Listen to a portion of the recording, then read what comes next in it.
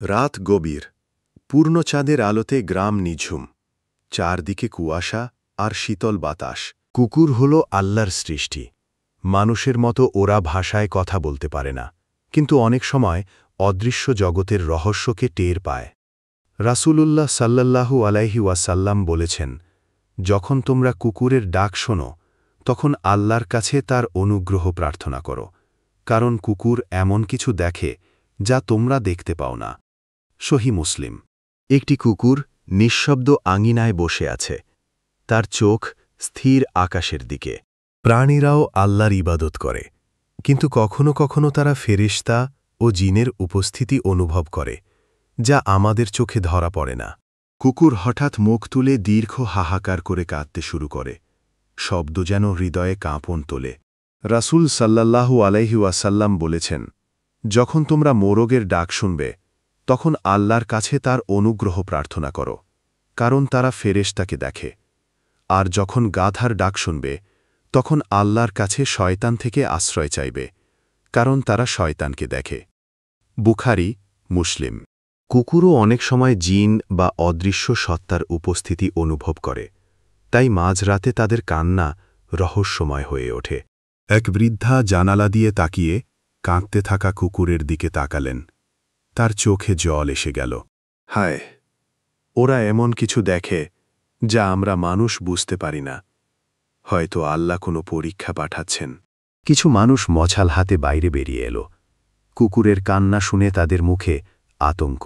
এ কি আল্লাহর কোনো সংকেত? রাসূল সাল্লাল্লাহু আলাইহি ওয়াসাল্লাম সতর্ক করেছেন, যখন প্রাণীরা ভয়ঙ্করভাবে কাঁদে, তখন আল্লাহর কাছে দোয়া করতে হবে। বিশ্বাসীরা জানে এসব কুসংস্কার নয়, বরং অদৃশ্য দুনিয়ার এক বাস্তবতা। মানুষের চোখে যা দেখা যায় না, প্রাণীরা তা দেখতে পায়। আকাশে কালো মেঘ ভেসে এলো, বাতাস হুহু করে বইছে, পরিবেশ রহস্যময় হয়ে উঠেছে।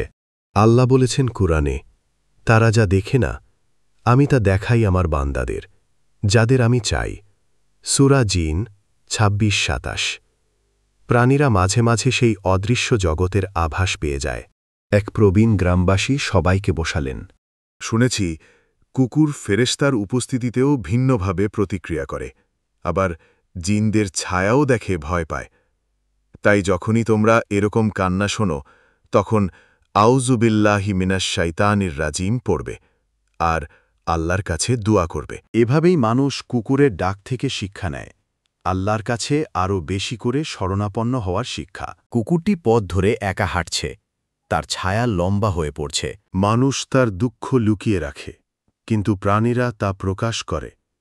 তাদের কান্না আসলে আমাদের জন্যও এক সতর্কবার্তা। কুকুরের চোখে অশ্রু জমেছে, সে নিঃশব্দে আকাশের দিকে তাকিয়ে আছে।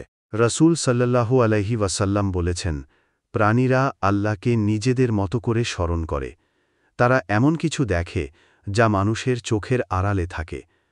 তাদের কান্না কখনো হয় রহমতের ইশারা, কখনো হয় সতর্কবার্তা। রাত আবার শান্ত হয়ে গেছে, কুকুরটি অদৃশ্য, আকাশে উজ্জ্বল চাঁদ। তাহলে মাঝরাতে আকাশের দিকে মুখ করে কুকুর কেন কাঁদে? কারণ সে দেখে ফেরেশতা বা জিনের উপস্থিতি, যা মানুষের চোখে ধরা পড়ে না। তাই রাসূল সাল্লাল্লাহু আলাইহি ওয়াসাল্লাম আমাদের শিখিয়েছেন তখন আল্লাহর কাছে দোয়া করতে, তার আশ্রয় চাইতে, কারণ কুকুরের সেই কান্না আমাদের জন্য এক সতর্কবার্তা।